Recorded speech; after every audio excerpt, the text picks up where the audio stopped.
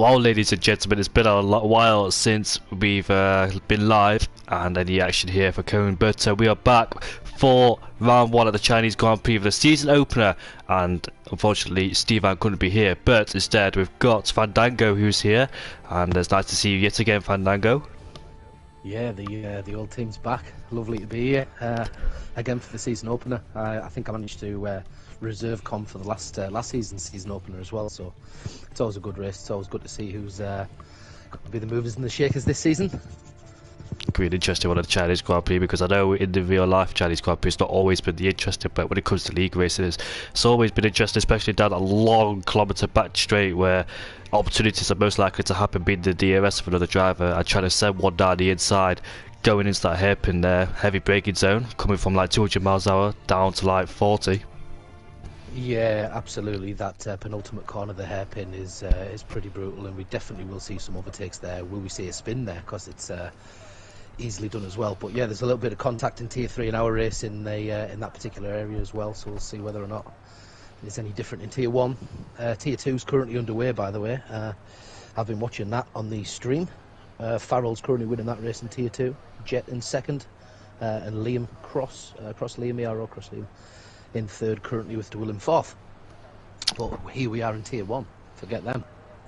Epic one. And I know Val Fiore has been my co-commentator before. Dual, two-time CRO champion, has been demoted down into Tier 2, and hopefully he can make his way back to Tier 1 as he was here last season. And Val Fiore as well, a reserve driver here in Tier 1, and I think a full-time driver as well. But I think we've got a few cars heading on track, so let's mention the newer drivers then. I think Tony, is that Pyro? I'm honestly, there's been that many name changes in the group. I really struggle to keep up with who's who. So forgive me if I forget that someone is the same driver as last season, or if it's a similar driver that's already been in the league and they're not a newie. I'm not quite up to speed with it all. Yeah, I presume he's called. I think he is Tony. Tony. Antonio. Tony's Pyro. Okay. Yeah, should be. It should be. I don't see no reason why he should be in Tier 1, but I think he's teammates this season with AJ, who's in the Williams, so he's usually in the Alfa Romeo last time I saw him. Now we switched over to the Williams fit, so let's see how that pans out for him this season. In the Ferrari we've got Rezify teaming up with Choye, as Walter, our two-time CRO champion, was in the Ferrari last season. Now it's been given over to Rezify and Choye.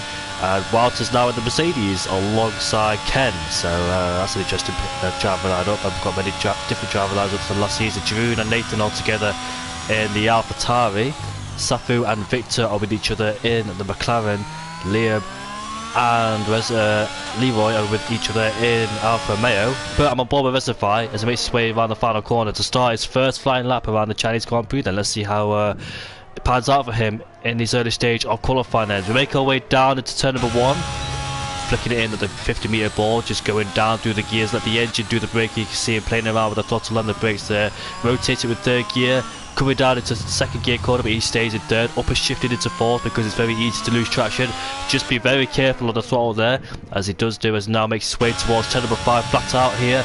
Going into turn number 6, brake after the 100-meter board, then bring it down to the gears, clipping the apex on the entry, then using the throttle to rotate the car, get back up to the gears with no wheel spin whatsoever. Coming into this flat left-hander, takes a little lift off there as we come into this right-hander now. Down into 5th gear we go, and now coming into this double left-hander here, it can be very difficult. You can see he misses the apex slightly, but does that compromise him a little bit into the next left-hander? He takes it slower than he would have wanted to, maybe not having the confidence in this early stage of qualifying. Then now makes his way through these corners here, going into this long sweeping right-hander. You want to be very careful on the throttle here. It's very easy to spin out, as many drivers have done so through them before, but Rezify then perfectly executed through that long right-hander. Now is coming through the DRS zone, then approaching about 320 kilometers an hour, about 200 miles an hour, as we head into the heavy braking zone, then braking at the 100-meter board, down into third gear, scrubbing off all that speed. Went a little bit deep there, didn't get on the power as quickly as he would have wanted to, but as he makes his way through the left-hander, then into 5th gear we go, using all the track on the exit. His first lap is going to be a 32.7, and let's see then if anybody can match that or beat that. We've got the Aston Martin making his way around the final corner now. Yeah, doing very well. I've just been on board with the Seaboot as a 132.7 also, but goes fastest by a few hundredths of a second.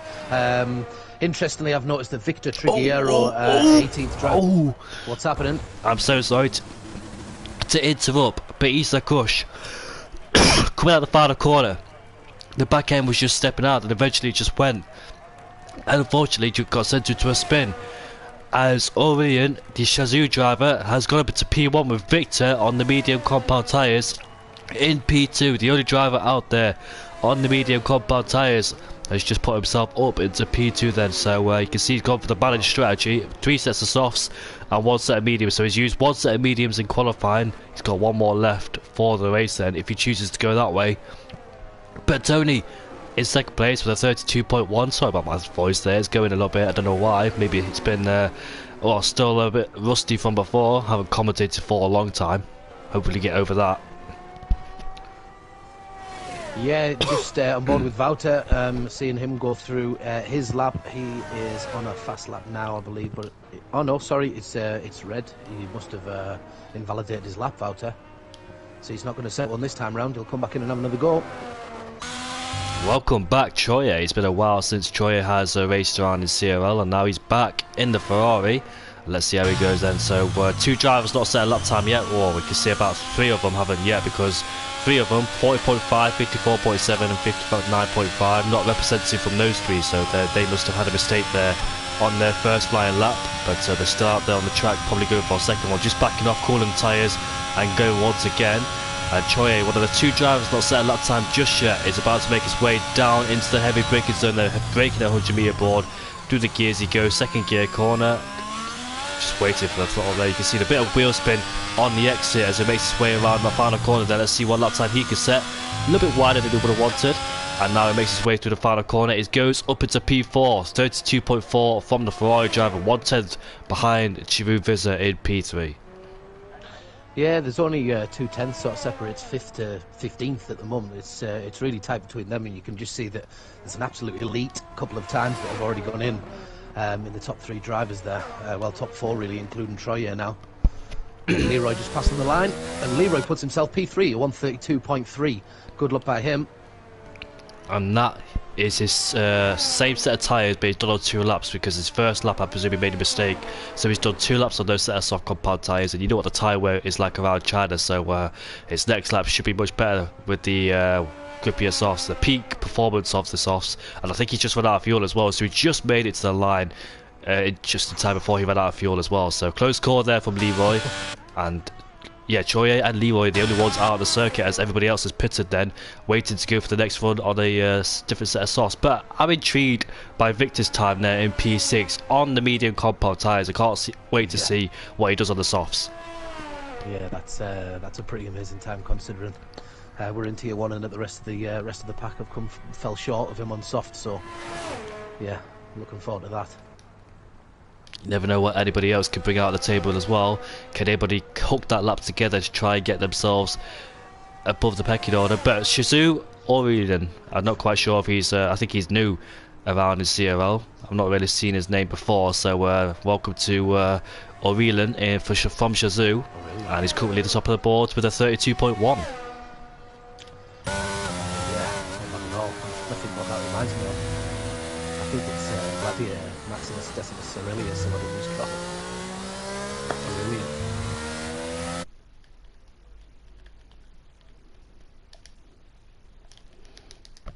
Aurelian. Yeah, there's yellow. There's a yellow flag on. Yeah, yellow flags. There's an Alfa Romeo going down, going very slowly on the straights. That's why the yellow flags are, unfortunately. I can't really. I hope they move that line next to the timer instead of on the timer. Yeah. It is frustrated being on the timer. Alfa Romeo, I think, or is Leroy going slowly? I think he's coming back in the pit lane. Yes, he is. So is that Kush? He's just behind him. He's just about to start his lap now. With his teammate in behind him, I think. Wouter also on an out lap. So Issa Kush then, the man who spun on his previous lap, that's why he's set at 40.5, going once again on the second set of soft compound tyres that's been headed towards him then as we head into turn number 1, then headed down into 3rd gear, using the engine to do the brake. You can see him not really on the brakes, just letting the engine do the brake and slow the car down. Now goes up into 4th gear, Good exit there, no signs of wheel spin on the exit of turn 4. Very common, a lot of drivers will lose the back end through there, even a little tiny bit. 24.2, 500s up in the first sector, makes the apex, and yeah, no wheel spin on that exit either. Very easy to do that with the low speed corner. Now headed to a high speed corner, lift off slightly there from Isa Kush, but still carried a lot of speed through there, and this right hander as well. Now we're making our way into the double left hander, connects the apex really well there, gets on the throttle. You can see him experimenting with the throttle to see when he can get on it to make sure it doesn't lose traction. As now we're making our way down towards this little corner here. Just pick your braking point, kiss the apex. Same for this one then.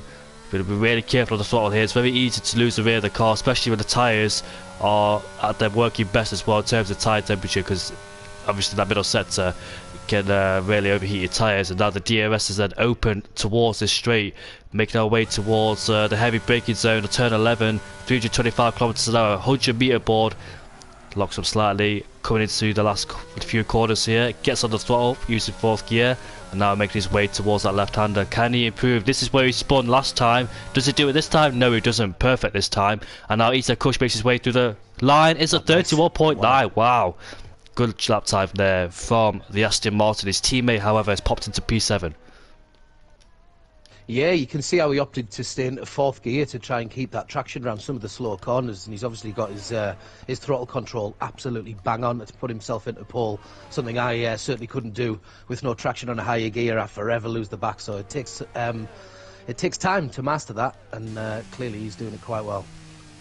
O'Reilly has just popped himself back into 1st place, a 31.8 for the Alpine driver. And Victor has gone quicker. Sure. We talked about the medium compound tyres. Now he's on the softs. He's just proved how quick he can go, and he's just popped himself into P1. Good job from the McLaren driver there. Yeah, absolutely class. Troy is just coming around the final corner also. He's just about to start a lap. Is there a few more that's actually on laps? Kicking around somewhere? A lot of drivers though. Well, in fact, all the drivers except one are out on the circuit, so the circuit is very busy at the moment.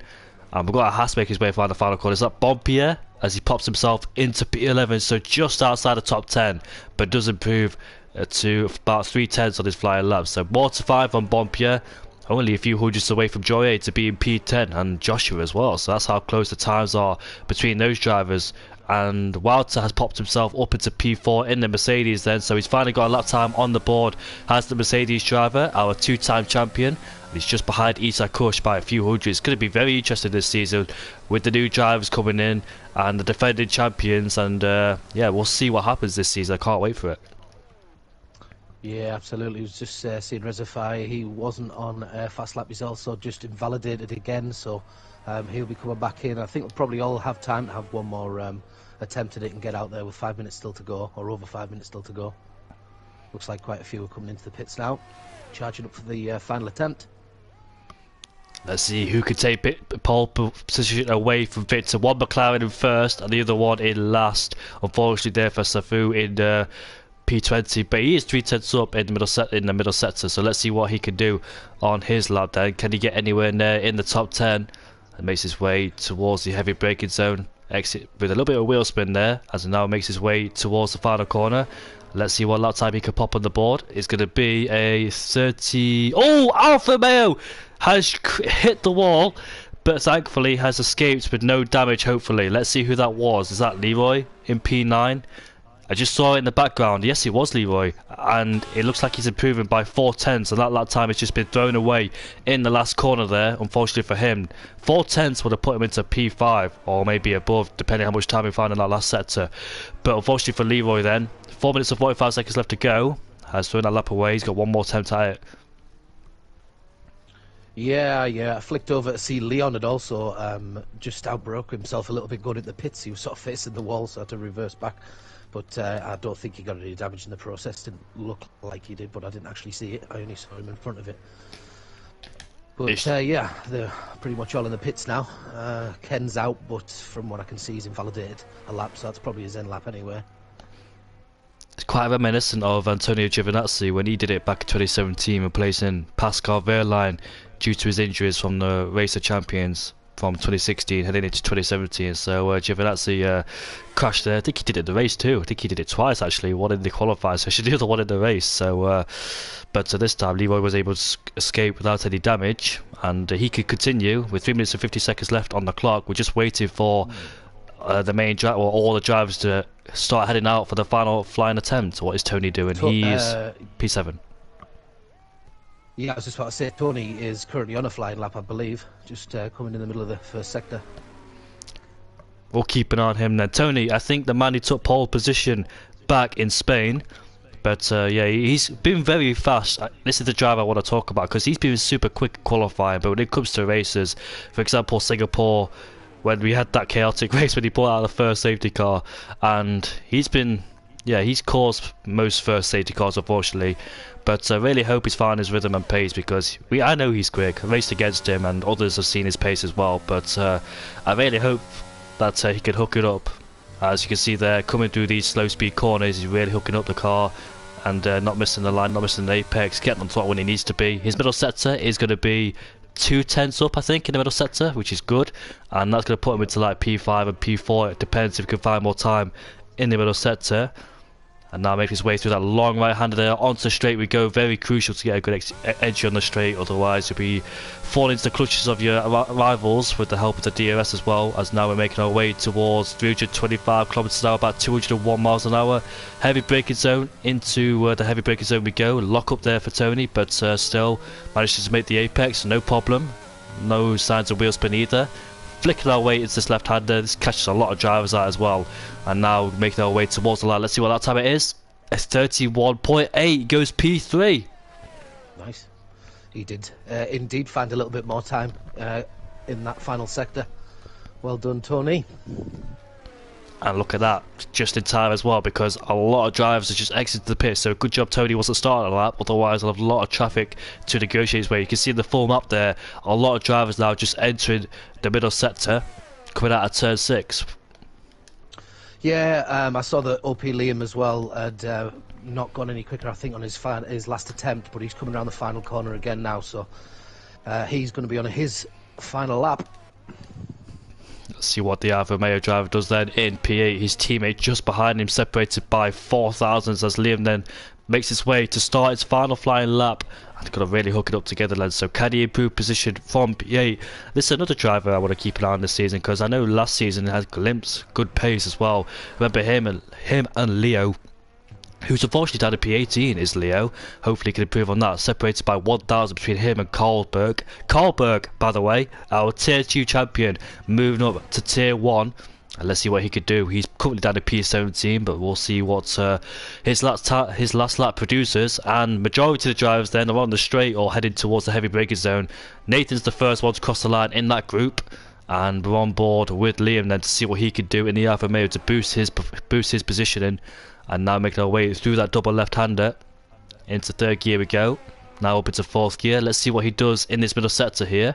It's going to be a 52.0. So he does improve by 700ths. And that's not enough, unfortunately, because the gap between him and Troye is 3/10. So he needs to find about 3/10 more if he wants to improve his position up into P7. But he's backed off, and that is it for Liam. 20 seconds left on the clock here. Can he get himself on the line, or is that it for Liam, unfortunately? I've also just noticed that Isaac Kush has just set a purple second sector coming round the sort of swinging downhill before the final straight.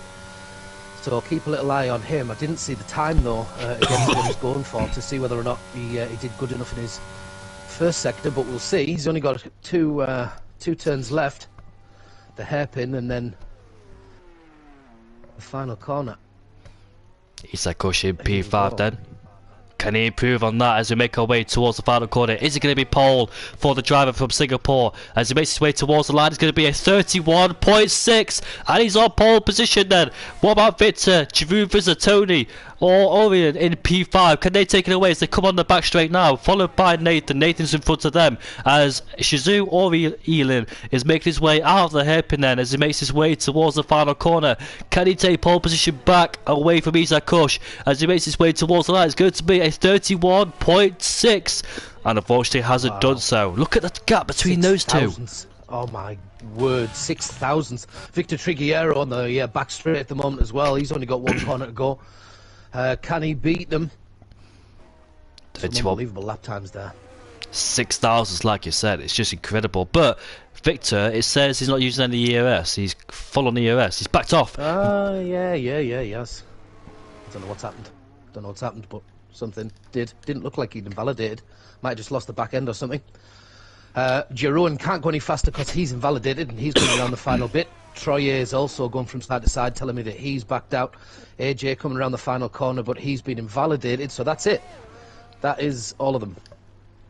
Isaac Kush is your man on pole position with a 31.6, 6,000 separated from Jesus Aurelian in P2, Victor in P3 on his debut for CRL. Both of them in P2 and P3 doing an outstanding job. QRT Leroy, however, up into P4. We didn't see much of him last season. Maybe there was a glimpse there and now and then, but look at him in P4. Giroud Vizza in P5 with Tony P6. Walter, two-time champion in CRL in P7. AJ in P8 and P9, sorry. Troy in P8. Ken in P10. Evans Joshua P11.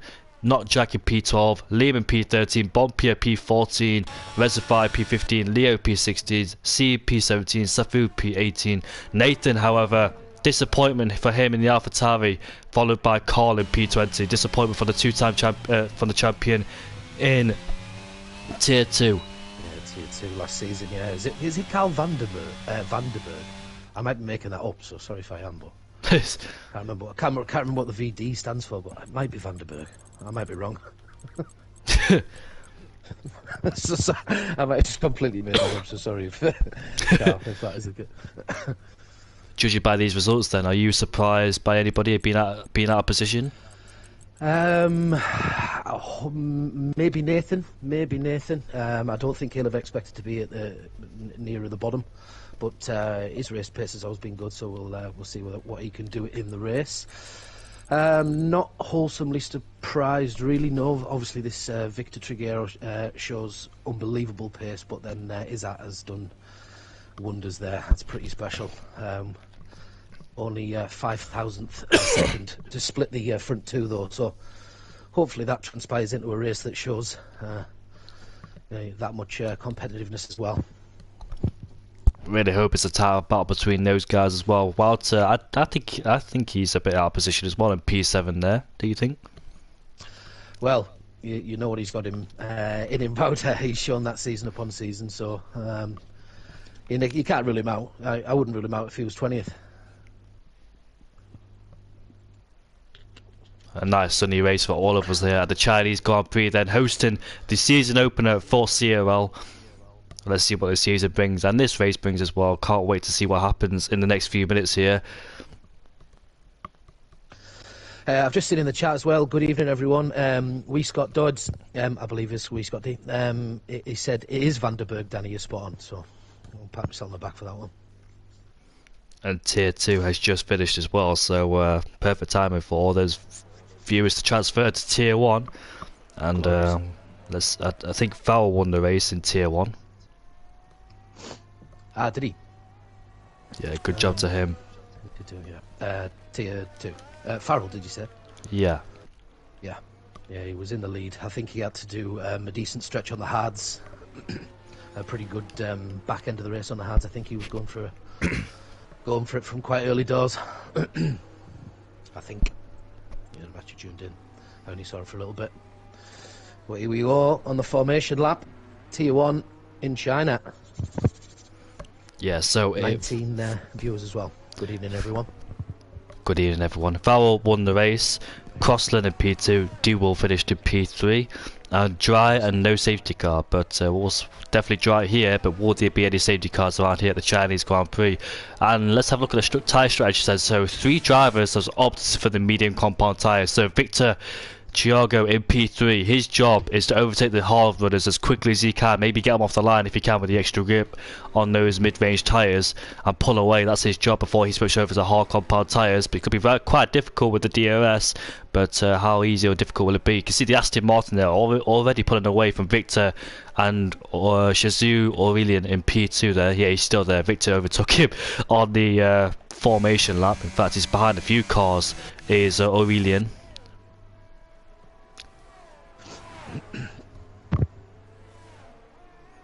Arturo says Victor for the win. We'll see, Arturo, if your boy Victor can do it in P3 on a different strategy to everybody else around him. But as you expect on those mediums, he should have a better start than his rivals Isha and Aurelian in P2. There was no safety car in Tier 3 either the other night, I've just remembered, because it's obviously a little bit wider track, isn't it? So mistakes can, people tend to go off the track rather than be on track if it's because of the high-speed corners. But yeah, we'll see if there is one in here tonight. I'll put it over to you to get us away, because they're just all pulling round at the back. There's one or two doing pirouettes for some strange reason.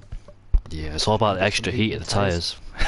Well, yeah, it's got him disqualified from the session though, which means that we a little bit harder to get the launch.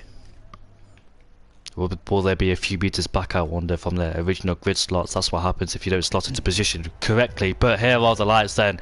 3, 4, 5 lights. And we are away for the Chinese Grand Prix. Then Isaac Gush gets a good start. And he leads them away then. No challenge up front. But is Victor going to send one down the inside? No, he's not. Unfortunately for him, the Alfa Romeo has been tagged behind. I'm not quite sure who spun him, but the Alfa Romeo has spun. That is Leroy, already suffering bad luck going into turn number 1 there, and it looks like he was already spinning. Then he got tagged behind, and that finished him off, unfortunately, P20. I'm not quite sure who tagged him, but definitely for wind damage. Is Victor going to go down the inside? He has to. He can't afford to stay behind the hard runner for that long, otherwise the hard runner is going to pull away if Victor doesn't make a move. But we've got Jack and the Mercedes and Ken going side by side there. Which one of them's going to get out top? It is Jack on those medium compound tyres, as you expect, with better traction, gets past the Mercedes driver. The Ferrari of Resify also starts on the mediums. He should make his way past the Mercedes too. But in these opening stages, Isaac Kushte gets a good start, but he's under massive pressure from Victor. You can see he's using his ERS, and he's going to go down the inside in a place you don't really expect, but no, he's not. He's too far back. He looks like he was closer from the off-board cam there, but on the on-board cam, he's just a bit too far back as Ken has dropped down the order. I'm not quite sure what's happened to him, but unfortunately, he's dropping down like a stone. Yeah, unfortunately he finds himself on the grass at the side. I don't know whether there was contact with another car at the time, but he certainly he's lost it. There's almost all of the track on hards here. There's only Resify, Not Jack and Triguero that actually opted for the mediums at this opening stint. Oh, the Alpine has gone for a little spin in the braking zone. Did he lock the rear tyres up? And that is Aurelian in P5 there. Lost 2 positions, but Jerome is in the pit lane. I wondered, is he the driver that tagged Leroy and sent him to a spin? I'm not quite sure. But look at the battle for P3 then, intensifying. As you can see, Aurelian, Tony and Jack getting involved in the battle. They're 2.1 seconds behind Isak Kush. They lost a lot of time with those 3 battling there, unfortunately. But Victor then takes the lead of the race with those medium compound tyres. Jack, however, has made a fantastic start. He's already up into P5, followed by Resify also on his medium compound tyres. And we've got a few drivers in the pit lane. Jerome, Walter as well got himself involved in the first lap mayhem. So the 2-time champion of CRO then suffered in these early stages of the race. Yeah, Nello only just coming into the pits as well. All 3 of them must have been caught in a little bit of argy-bargy on the first lap. Everybody wanting to get to positions early doors. There has been a few people had a good start in amongst all of that. Unfortunately, AJ had a little bit of a suffer, I saw at one point, but looks like he's recovered. Let's have a look at the most positions gained and lost. Look at that, 9 places for Leo and Resify together. Isak Kush Aurelian has lost 1, as you saw on those medium compound tyres for Victor. Victor's gained 2.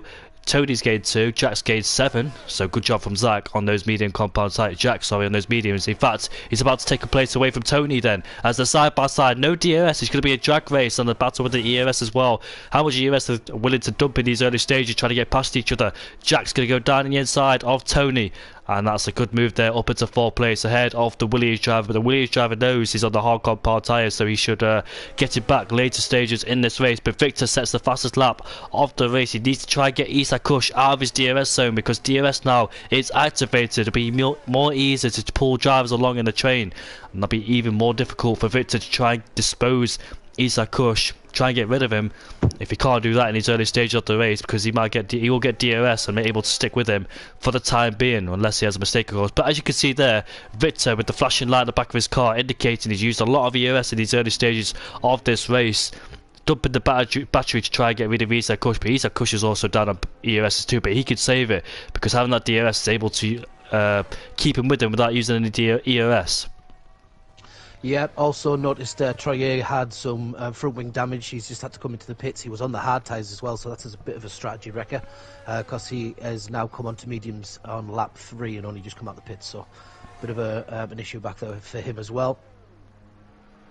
Yeah, unfortunately for those guys down there, but looks like somebody else has spun. That is Reservoir, who's gone for a spin. And let's see, is that double left-hander he's just spun? Yes, he has. Unfortunately there, did he take too much of the curb? Did he actually get on the curb? Because getting on the curb itself can send you into a spin. And that's on the mediums too, so that's not good for him. In his strategy is try and gain as many positions as he can. He's gone for another spin with those tyres overheating. So unfortunately there, those tyres need to cool down before he can start pulling away yet again. Yeah, just having a look at a few different battles on track. There's a little bit of a gap between those a little bit further back, as we can see. But there's a few that are just trying to break that second. You can see 9th, 10th, 11th, all just trying to break out of that second gap to try and get away. But it's very difficult when they get into trains like this. But two are going side by side, going into turn 1. That's Bumpy and AJ. And it looks like AJ got the inside line and managed to... Is he going to manage to keep it? Yes, he has managed to keep it. Yeah, good move. Up into P7 AJ is. I know, I think he started outside the top 10, did AJ, and didn't have the best of qualifyings, did the Williams drive. I'm having a look now. Yeah, he started P9, but Leo, however, gained 10 positions, and that's on the hardcore pad tyres itself. So Leo there, avoiding the first lap chaos, and he's currently up into P6 then, with Leroy overtaking Carl. So it looks like Leroy then, despite that spin in the first corner, has not picked up any damage. I know the driver got tagged from behind from somebody. They damaged their front wing, but luckily Leroy got away with it. But he's dropped a lot of places down in P12, unfortunately for him. What could it have been for Leroy? But still got plenty of laps to go. Anything can happen in this race. Absolutely, we've had our first DNF there by looks. Reservoir, unfortunately, is calling it a day. It looks like he's where is he? Is that him in the pits? Yeah, I think he's retired in the pits, unfortunately for Reservoir. Okay. The first retirement of the season. Yeah, absolutely. A lot on the back straight there, all slamming on the anchors towards the hairpin, the penultimate corner. Doesn't look like there's been any changes in position though, but they're all starting to tighten up in there. Apologies about the block box on the left hand side of my screen. There's two of them. Somebody has invited me to the party, so hopefully that does continue. Apologies about that one, but it looks like AJ then has got past Bob Pierre and he's all over the back of Leo then. So AJ making progress despite starting down at P9, regaining a few positions now and putting pressure on the Alpine driver himself, who's gained 10 positions from start of P16. But now he's coming under pressure there from AJ, as the other Williams driver is Tony, trying to put pressure on Jack, as Jack's on the medium compound tyres, so his tyres will start to fade away about lap 9, lap 10. A bit of a wiggle there from Leo in the turn 6 as he got off the corner. Lost traction a little bit, but still kept it on the road. Still put under pressure from AJ. We've got a McLaren there of Nelly Safu down in P19. He's gone for a spin in the most common places. Well, quite easy spin down there at turn 13. Got himself going once again, heading into the pit lane. I don't know if he's broke his front wing or not, but we'll see as he makes his way in the pit lane then. Maybe just to change tyres, get off those mediums. Onto the long straight we go. Isak Kush is hanging about the D1 second range of DRS. He's dropped out at the moment, but going to get himself back in as Nelly Safu then retires from the session. 2 gone already. Yeah, 2 down. Quite a few with DRS on the back straight. Is anyone going to be able to get past anybody? Is he going to make a dive? No, he's not. Just again. He's on AJ and seeing whether or not he can get past Leon into P6. He's got another opportunity here with the DRS. Is he going to try and use any of his ERS that's down at 24%? No. Yes? No? No. Just sits in behind for now. It's a little bit harder to get it done on that, I always find. Personally, much easier on the other straight, the back straight. Yeah, if you spend too much time fighting down the turn while going side by side, allow your rivals to come even closer. And I wonder, Isak Kush then has got himself back in the DRS range of Victor. It should be easy in the next few laps with his tyres starting to go off Victor on those mediums. However, Nathan has just got himself past Seaboard Gamer. That was before turn 6, not even on the brakes then. So Nathan there Must have got a better exit than C coming out of turn number 3, and he's got his man. He moves himself up into P10. Fair play. Tony in P5, he's got nearly a 4-second gap between him and P6 Leon, to split between then his teammate in P7 AJ, also in the Williams. That Ishizu Orion is a bit of a tricky one for him because he's stuck in P3, he's all alone, but can he close the gap towards Isaac Kush? Isaac Kush is currently outside the 1 second range, he keeps hopping in and out, but that's obviously due to the help of the medium compound tyres for Victor Triago in P1 who's leading the race.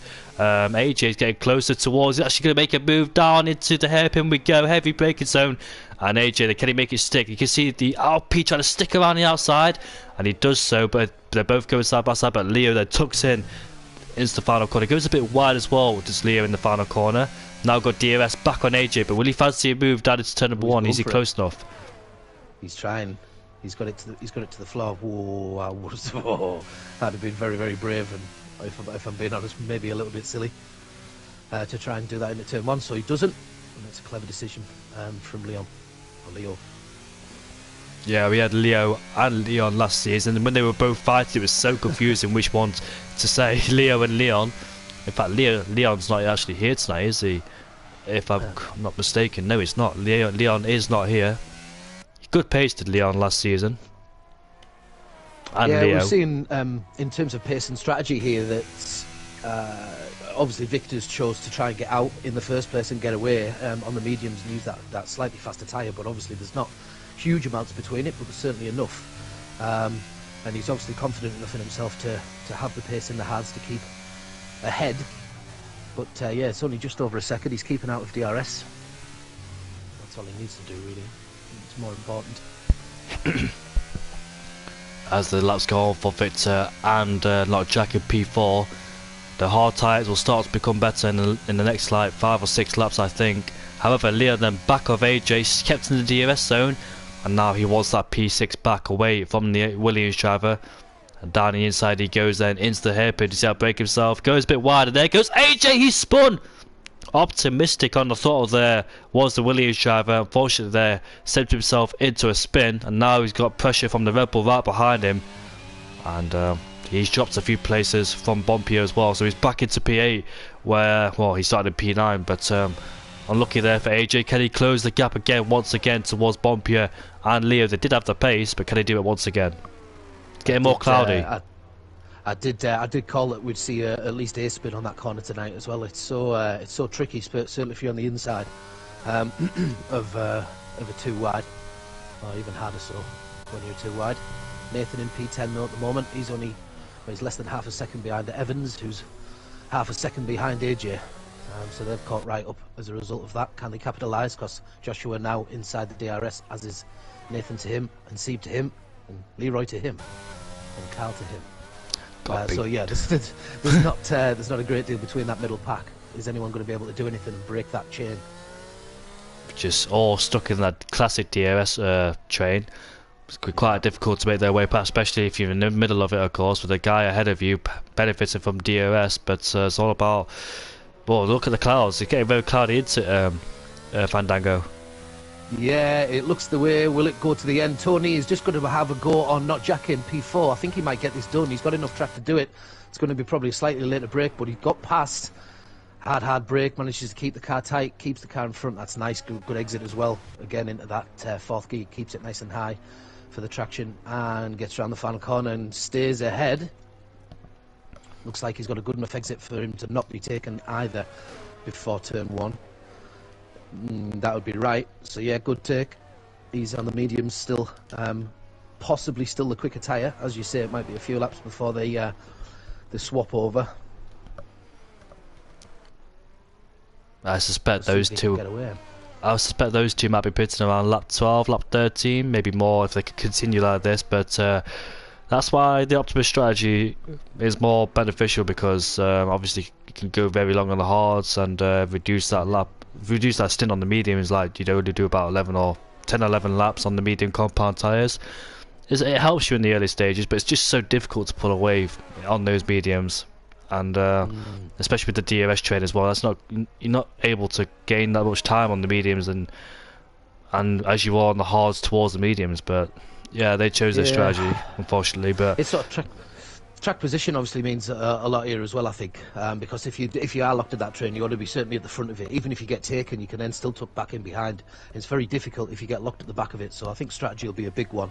Also, I think hard medium is very simple, isn't it? You don't have to really look after the tyres on a hard medium strategy around here. I think you can really go for it. Is hard soft ever doable? Do you think would it take a safety car to have to try that strat, or do you think it's just not worth it? I've not really tried it myself, hard soft or soft hard. Well, I did it in the older games. It did work on some tracks, but on this game, I'm not quite sure, because I don't. Well, this track I don't think so, because the tyre wear is just trash, and I think the softs will just die after 3 or 4 laps. So yeah, I think hard medium is the norm around here. The ultimate strategy for mostly all the tracks. Yeah, it is. Tends to be the case. Just always interested. You never know as well with the safety car. Sometimes that could change it up, and it could get a few more laps out of the hards potentially. But I always like to ask the question. Always eager to know what your opinion may be. Oh, look at this! I think Tony has outbroke himself, and Jack is able to come back. It wasn't an overtaking move, but I think Tony just made a mistake in turn 6. But Jack, however, trying to go around the outside. Don't really see many overtakes around there, because he just waddled off the track with a handful of understeer. But yeah, Tony there, got to watch out, because Jack is all over the back of him, and one mistake, Jack is able to get back in front. Yeah, not a mistake through there. Nathan's got very, very close up behind Joshua, and Evans goes to the inside to try and protect down the straight, or does he allow him? Does he allow him pass? I don't know, but that seems like a relatively easy pass for Nathan to go into P9. It looked like a massive snap of oversteer there for Joshua as he made his way out the double left-hander. So that's the explanation of why he jolted to the left on the exit of that corner, and Nathan was able to take advantage. And as you can see, our race leader then has closed the gap, as I suspect those medium tyres will start to fade away ever so slightly, plus the overheated issue as well on those medium compound tyres at the early stages of the race. And the Alpine in the background there just going slightly off the track, hopefully not enough to warrant a warning around here. Nobody picked up penalties so far in this race, and they've all kept it clean.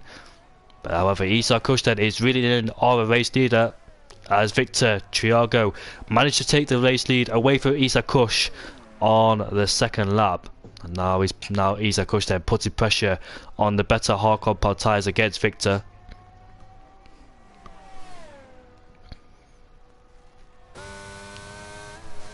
And Victor there is running out of ERS for good measure as well. You can see him already flashing heading into these slow speed corners here, so he could be a sitting duck, but he makes his way down the straight. Isaac Kush hasn't got enough himself really, and it's quite hard to save ERS around here. Any track really, it's an ERS killer. I find on the straight in sector 3, you just have to. It's all about your launch going down that tricky downhill right-hander, the sweeping right-hander. As long as you get a good launch and you're close to them at the time, then the DRS is all you really need to get past them, because you've got a long enough straight to do it. But if there's even a bit of a gap, it's very difficult to catch them in time to get down to the braking zone, or before the braking zone, where you're not having to really throw it in. But we'll see whether Bumpier can get past Leo. He's about 50 yards up track at the moment coming into DRS, and again, I don't know even with the ERS he's going to get there in time.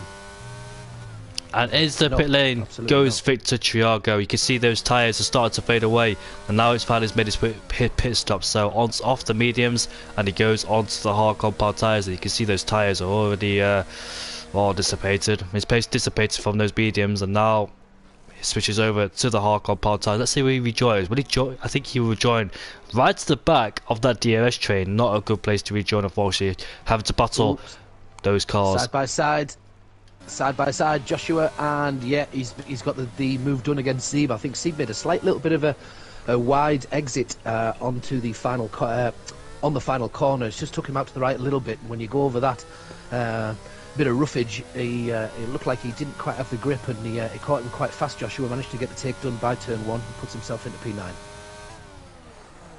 I expect Victor Thiago down to P14. He's gonna be at the back of this DRS train. Look at Carl then. I think he made a mistake coming out of turn 6, and the Alfa Romeo of Leroy there just managed to make his way through easily on Carl there, and he moves himself up into P11 then. So the two-time champion then making a slight error, which has cost him a place, and now he's got the Mercedes of Ken right behind him now. However, Leroy's made a slight mistake himself coming in as double left-hander, which has put Carl on the back of him once again. As you can see, the midfield battle here intensify with Sieb all over the back of Joshua. Will have a good dose of DRS down his back straight. Oh no! There's a massive crash further back. Someone was sideways, and it looks like the race leader for a long time, Victor Triguero, might have been involved in that. He seemed to hit the back end of one of the cars that had just become stood still on track, but hadn't ghosted. And I think I'm not sure if he got any wing damage from it. It looked like he broke in time, but that would that be costly for that little gap that he managed to build himself up, especially now he's on the hards, and the race leaders are going to be coming in on the mediums. The difference in speed on the newer and old tyres, I think, caught Victor Thiago out. Not expecting the drivers to go a little bit slower than before, but he's in the pit lane. Yep. He did get damage. Oh no, that is costly. Oh, he come back onto mediums though. Did he have 2 sets of mediums? He used one of them in qualifying, but he only did 1 lap on those, so they shouldn't be too bad. So I think he should have 2 sets. He should be back on the old medium, well, new mediums, but 1 lap old. And that's a massive shame for Victor Thiago there. Long time race leader, like you said, and he got caught up in some midfield mayhem when the drivers on older tyres were holding up. I think Victor Thiago there was a bit optimistic, maybe optimistic. We didn't see the full extent of what happened there, but it's definitely cost him, and unfortunately that's his chances of a podium and race win gone.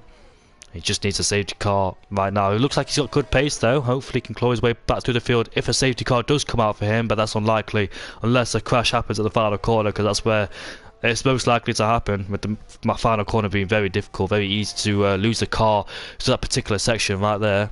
And a few drivers left on the mediums, about to say, but out of the main runners, no more medium runners left inside the top 10. That's it. But Seaman's gone for a spin, and he's hit the wall, and he's lost his front wing. And right-hander's just lost the car. The car was just going to go very slowly. Unfortunately, he didn't stop it in time, and he's just lost his front wing. That's a shame there for Sieb. Not the opener that he would have wanted, I'm sure. But if he goes on the mediums now, he'll probably see the rest of the race out, so it might not be too costly.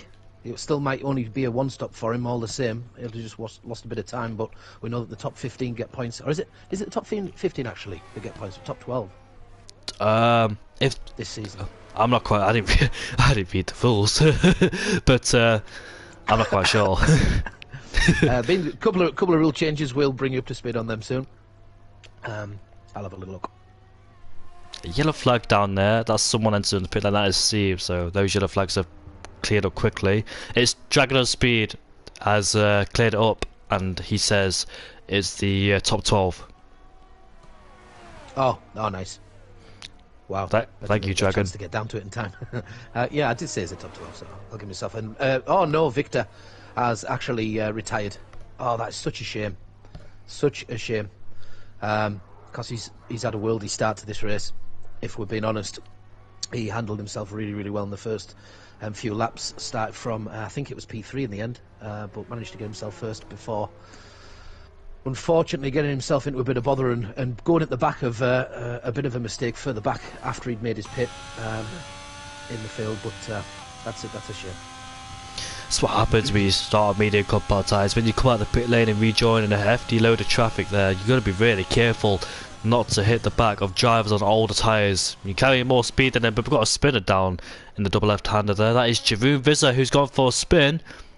Unfortunately for him, he's also had a shocker of... it was ever since lap 1, but he stayed in. We've got a McLaren there who's coming out of the pit lane, but he's disappeared. That was Victor Thiago. Both McLarens there have retired from the race, and however, Shazoo Orlean is in the pit lane to put on a brand new set of mediums there. So the first driver out, second driver in the top 3 there to pull the trigger, and the Mercedes going around the outside, but Ken can't quite make it. I think that's a good shout, you know. I think mediums take them to the end probably now. Okay, especially with some of the way that these will be able to protect the tyres through the sort of standard of driving. So, is that going to pay dividends? We'll soon see. Everyone else will have fresher tyres once they bring it in. but will he be able to do the undercut? That was really important though, I was about to say, because the undercut's really powerful around here, and if he got stuck behind a Mercedes or Ken, that'll yeah, make things more difficult for him, being stuck behind and losing all that time, allowing Isa Kush to pull away. But he's rejoined in a nice area where he can start to push. But he's got the Red Bull ahead of him, but he should dispose him fairly quickly on those medium compound tyres.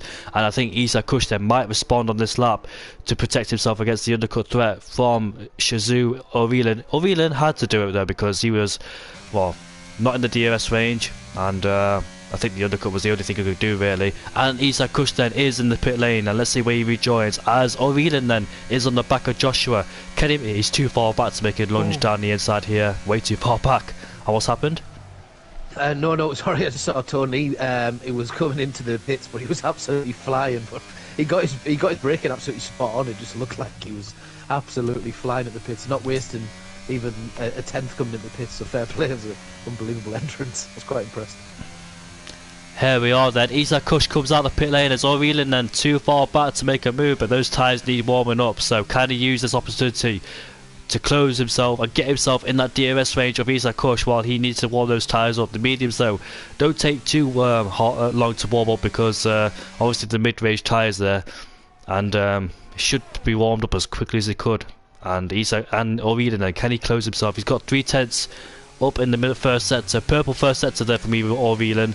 But Isa Kush there, once his tyres start firing up, he should start to pull away, or try and pull away from O'Reilly.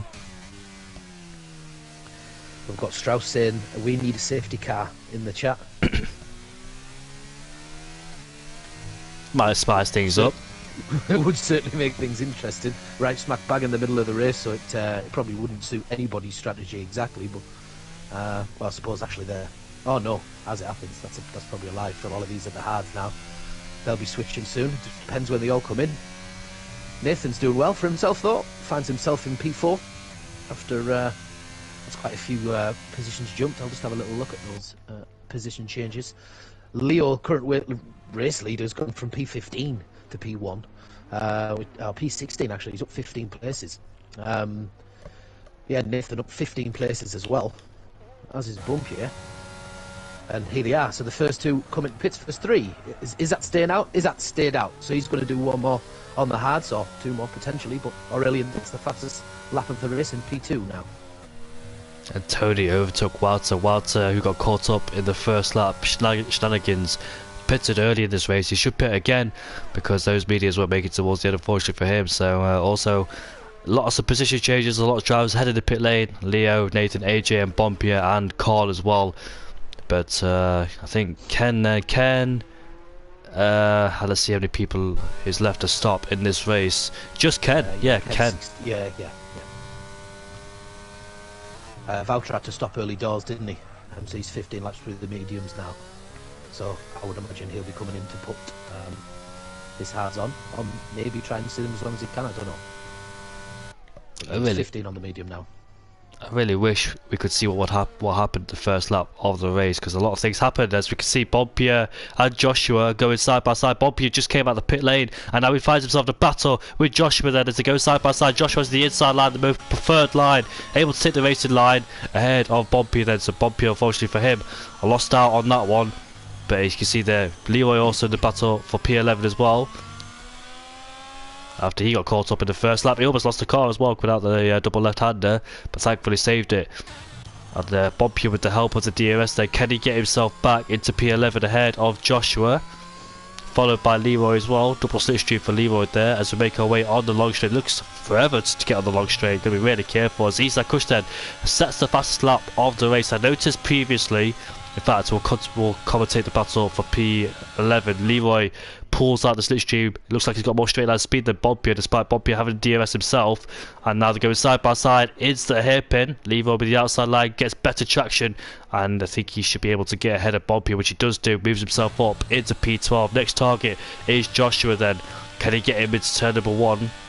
Mostly done at the hairpin, like you said, but I think he's too far back to make a move on Joshua. Yeah, I'd like to point out that last lap, O'Reilly wasn't in the DRS range of Isa Kush, but ever since Isa Kush was able to fire his tyres up, he's just able to pull away and break that DRS. So it's looking very good, Isa Kush. He did struggle last season I think he got like 1 win, I think, last season. But looks like he'd be winning the opening round of the season if things go his way. Don't want to jinx it too early. Yeah, we're probably going to see a battle between the two brothers soon there in P8 and P9. AJ was quite close at Leo before, but he was the 8/10ths behind again. Just got a little bit bogged down in higher gear, I think, on one of the exits. And Leo's just managed to pull back away a little bit, but he'll have a good chance on the straight to get by if he can close it up before he gets there. I'm interested in Troy A. He's able to keep up with Jack despite being on the old. I think Jack's just overtaken Troy A, and he's all over the back of Walter now for P4. Troy A and Walter on the same strategy after getting caught up in the first lap mayhem, and Jack is able to move himself up into P4 on the hard compound tyres. Jack might find himself under a bit of pressure because he did the mediums to hards, and the guys behind him are on a brand new set of mediums, so Jack then might find himself in a bit of bother once those mediums start coming up towards the back of him. Not talking about Walter or Troy A because they're on old mediums after pitting very early in the race, but the likes of Leo, AJ, Nathan, Joshua, Leroy, in fact all of those guys just right behind him actually. Yeah, there's some standard of driving generally across the race, but we can see that different from earlier in the race, rather than being one big long train, they've sort of split into little packs now, sort of 3s, 2s, 3s, 2, as you can see there at the back of the first sector. Luckily for Jack, he's got Walter and Troy A to try and keep Leo, AJ and Nathan behind for a little bit longer before they start catching up towards him. As Jack got the pace to try and keep ahead of those new medium runners, we'll see later on in this race as Leroy then still putting pressure on Joshua, followed by Bob Pierre behind. Then comes Ken and Carl fighting for P13 Mercedes and the Red Bull, and Leo then will be catching up to Troy very soon on those fresher medium compound tyres. I wonder when Walter Troy will pit. Whether they go to the soft compound tyres, it might be worth it. Who knows on those softs? Or just waiting for a safety car because they've got nothing to lose really, being in P5 and P6 after having the first lap incident. But the gap in front keeps increasing. Now it's 2 seconds as Isa Kush extends his lead over O'Reilly in P2. Looks like Isa Kush then remains unchallenged and won't be challenged for a long time. And Troy A, however, is on the back of Walter. As you can see, Leroy then on the back of the Red Bull of Evans Joshua. Will he make a lunge? Thinks about it. Try and force him going wide as Troy A has got past Walter. Walter dives into the pit lane to change his set of tyres. The old mediums, he finally comes off them. I think he might put on softs because they're probably going hard for 8 laps. Yeah, Troy A still doing, new mediums. He's doing really well with 17 laps on these mediums at the moment. I don't know what he's going to try and do. Do you think he's going to try and take a gamble on the softs if he leaves it a little bit longer? He needs to get 2 or 3 more laps out. Or do you think he's going to actually try and push and stay on the mediums all the way? I think they've got 2 sets of mediums. Those guys started on the hards. They've got 2 sets of mediums. They chose the balanced strategy. So I think he might, if he doesn't want to do the softs, he's always got that medium option. That's what I like about this new patch, because obviously you only have 1 set of mediums and 1 set of hards, which makes life very difficult for you. But if you sustained any damage early on in the race, you've already got another set of mediums or hards, depends what strategy you decide to choose before the qualifying session. So I keep forgetting that they've got 2 sets of mediums and he's got another one left in his disposable to use against this fight with Walter, who's just rejoined down in P14. I think Troy A will have to respond this lap if he wants to keep Walter behind. He's got Leo behind him. Yeah, Leo's just about to go past. He's on his inside on the straight. He's going to have the DRS as well, so this should be a relatively easy one for Leo to get in front and back onto the racing line before the braking zone. Should be relatively straightforward, and is. Tries to brake really, really hard to make sure he doesn't give that position back, and it's a decent corner and managed to keep it stuck. The Williams of AJ also followed as well. Important for him to follow, but Mercedes, however, going super wide there. That was Ken going wide, and now he's got the Red Bull of Carl all over behind him as they continue their fight for the battle for P9 with Joshua. Joshua under massive pressure with 4 cars behind him. The Haas, the Alpha, Mercedes and Red Bull all looking to take away Josh's P8, followed by Bonpier. I think Bonpier's just got past Leroy. Leroy was ahead of him in the lap before, but Bonpier, however, has got himself back ahead of Leroy. They were going side by side, I think, in the fast few corners there, so that's how Bonpier was able to get past Leroy. Now he's also putting pressure on Joshua as well. I'm curious about Jack. He's gonna become under massive pressure soon with those new medium runners. The gap between Leo and Jack is 1.7, and he's tagging along Nathan and AJ with him. So Jack might have been a better bother there. Yeah, he hasn't got anyone to follow behind to sort of get some drag off either, is he? No, unfortunately. For him, but we'll see. We'll see how he does. What else did I say? Oh yeah, Troy A did have the second lot of mediums that he's come out on. Brings him out on P13, I think it was, and then Vouter just to say took him in the first couple of corners, I believe, to put himself one more back. In the hairpin, but Bobby too far behind. At the very end of the straight, AJ looked like he'd locked up ever so slightly. He just had a little bit of a shake of the car. I think it was just to try and avoid it. I think it broke slightly later than Leo. I don't know whether it cost him too much time, but he looked like he just very, very last minute looked like he was going to try and take evasive actions just in case he had outbroke, but no problems.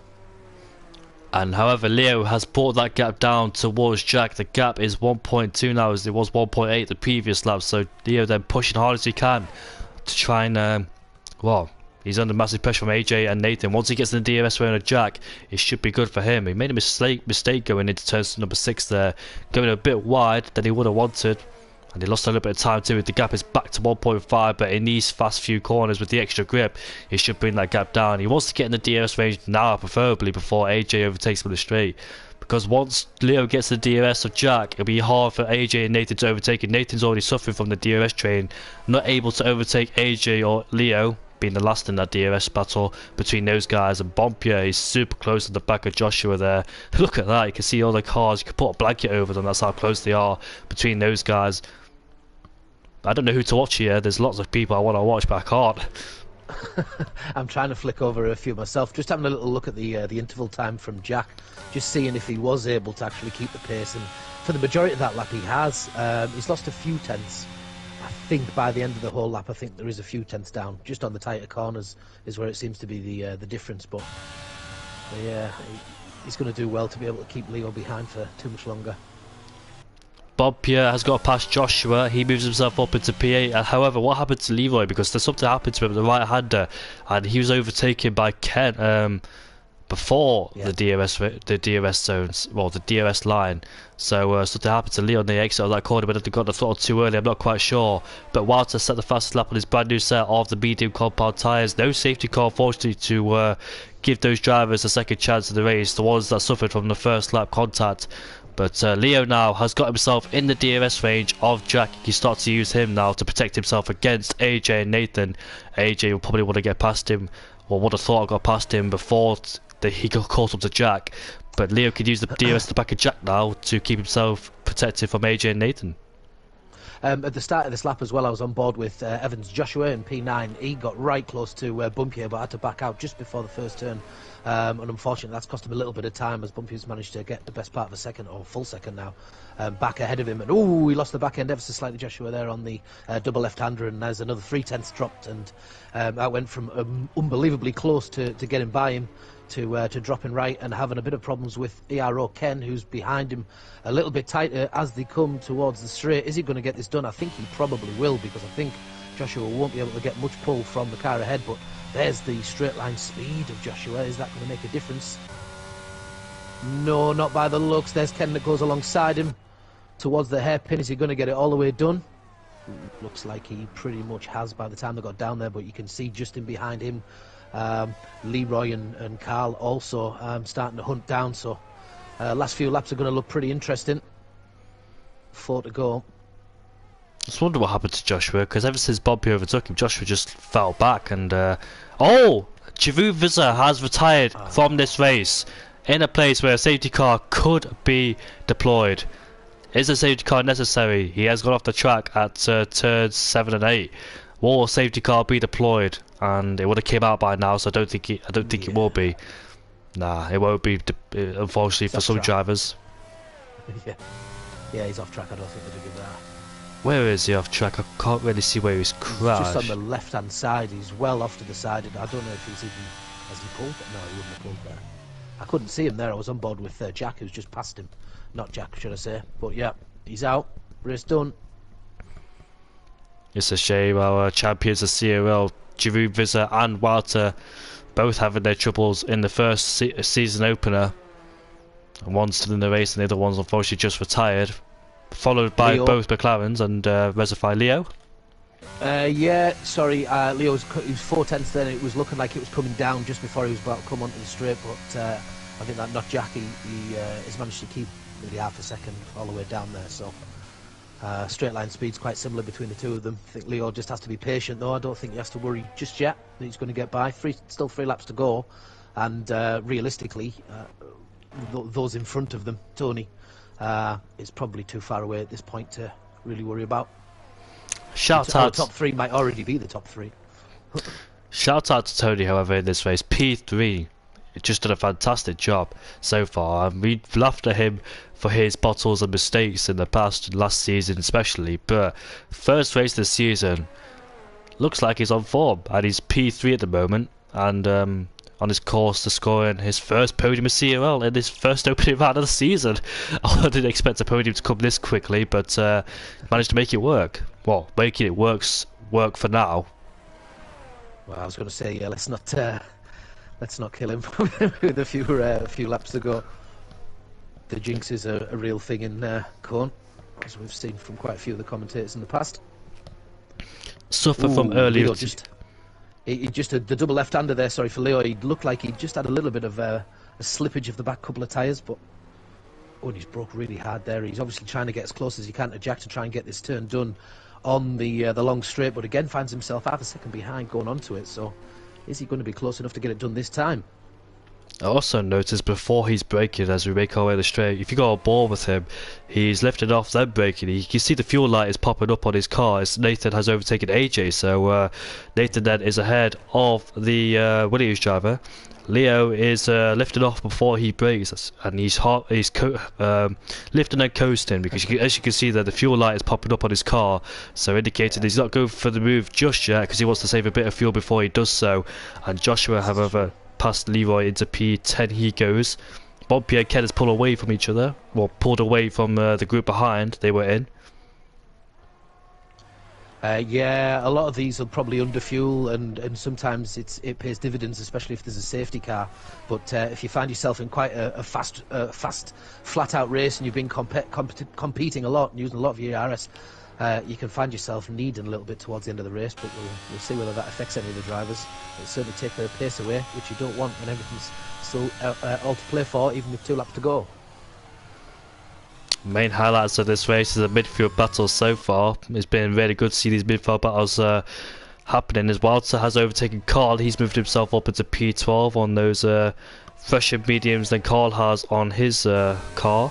In the points there. He's in the points. We'll see whether he can get past Leroy as well. There's two ahead of him, but his tyres are fresher than the pair of them, and it looks like he's certainly all over the back of him. I think he's going to have a go. Oh! He was nearly caught up there big time by Leroy. Wow, Leroy's done well to catch that, by the way, credit where it's due, because he's just tucked himself back in behind Carl, but that could be costly because there's a bit of a train forming there and he finds himself at the back of it now. Leroy, but yeah, will take it, climb up the points a little bit more. Leroy unfortunately has dropped outside the points, but he's right behind Carl. Can he make a move? We've seen a few moves from Leroy in this race. He's about to make another one down the inside, going into the hairpin, both deep on the brakes, locking up their tyres. Carl trying to keep it around the outside as they go wheel to wheel, coming out the corner then, and Leroy just has the edge and the racing line, and he moves himself up into P12. They've both lost the DRS now towards Walter and Joshua, but Carl's coming back. He had a good final corner, did Carl. He took a lot of the apex and he kept the car quite straight and got the launch. Is he going to be able to keep that stuck though on the inside? It's quite tough to keep it. Yeah, he's nice. He's done very well. Keeping it on the inside. They both touched as the Red Bull and the Alfa Romeo. Coming out the corner, Leroy is ahead from ahead of Carl from the time being. Good battle between these two. I think I flicked up to Joshua and seen him going around on his own. It was the other Red Bull I was supposed to be looking. Yeah, Joshua and Walter on the same lap, well, the same corner. They had a battle going into turn 1. They go side by side. Walter had the edge on Joshua with the fresher tyres, and he moved himself ahead of P10 as well. So both Red Bulls unfortunately dropping down one place. P11 and P13 for both Red Bulls there. Oh, massive wheel spin as Carl put his car on the corner there. Oh, curb, sorry. Is that Kush on? Oh, he almost lost it. As the final lap, they're all coming around the final lap now. He's just started. He's just on turn 1, 2, and now 3. Is that? Oh, they start the final lap now? Yeah, but I say, because when I flicked on board with Leo, I thought the final lap was now. They're about to make their way towards the line, because I was wondering why Leo wasn't going for the overtake, but I realised Eastside Kush crossed the line. Yeah. I was wondering why they go down the to make a move down the straight, but they've got one more lap for themselves to go. Yeah, absolutely. And I would say that Leo is closing on not Jack, but the one thing he does have is quite a considerable amount of ERS left. I mean, that said, so is Jack. He's got still 30%, 43% for Tony. So, yeah, obviously keeping it in the locker just in case there needs to be a big fight on that final straight. But the top 3 are likely to finish the top 3. Jack's done very well on that hard stint, with all things considered.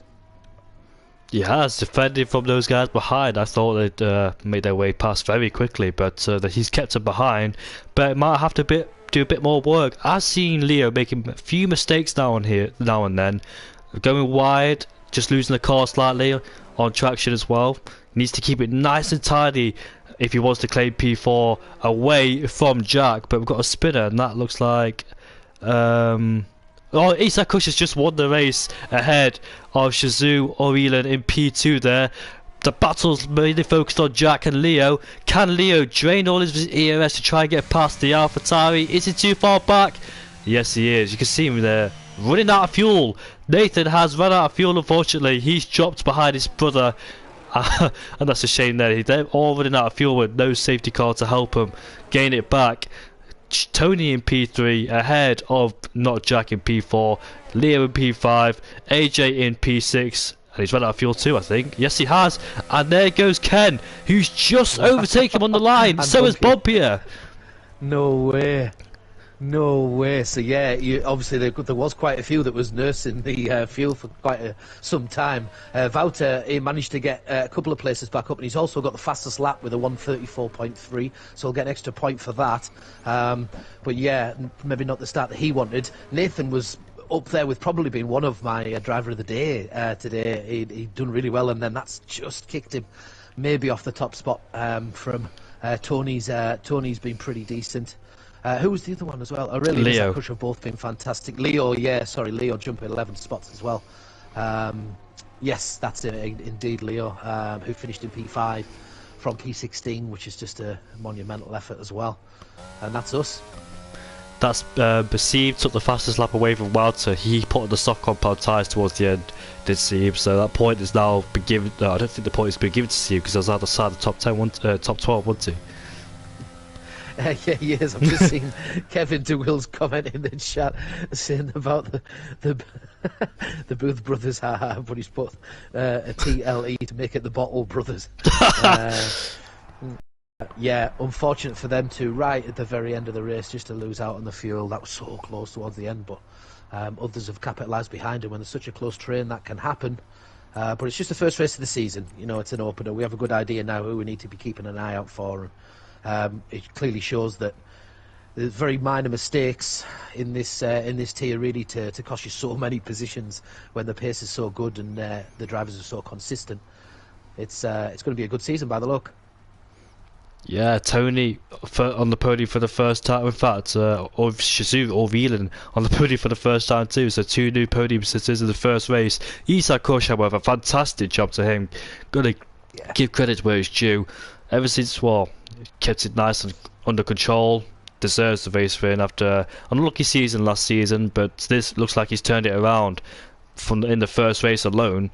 And can he keep it on form? Jack in P4 in his debut. Fantastic job for him in the Haas. Both Haas's having a good race. Bob Pierre in P7 at the end of the race, overtaking AJ and Nathan due to those two running out of fuel, it must be said. I think Leo did make an overtake with Jack because he's about to run out of fuel too. You can see the fuel light popping up, but he managed to keep it towards the end. Yeah, no safety cars I don't know if was there any in tier 2. I'm not sure if there's been any safety cars in any tier. Scott said no. No, yeah, amazing, absolutely amazing. To not see any on the first race weekend, but it looks like we're all now complete. Tier 1 being the final one at 8:30 every Thursday. That's it from us. Thank you, Fandango, for filling in with me. Yeah, very welcome, mate. Thanks very much for having me. It's always always a pleasure. That's race 1 done at the Chinese Grand Prix. Won't be on next year's calendar due to COVID restrictions, but yeah, nice to see it return on this game.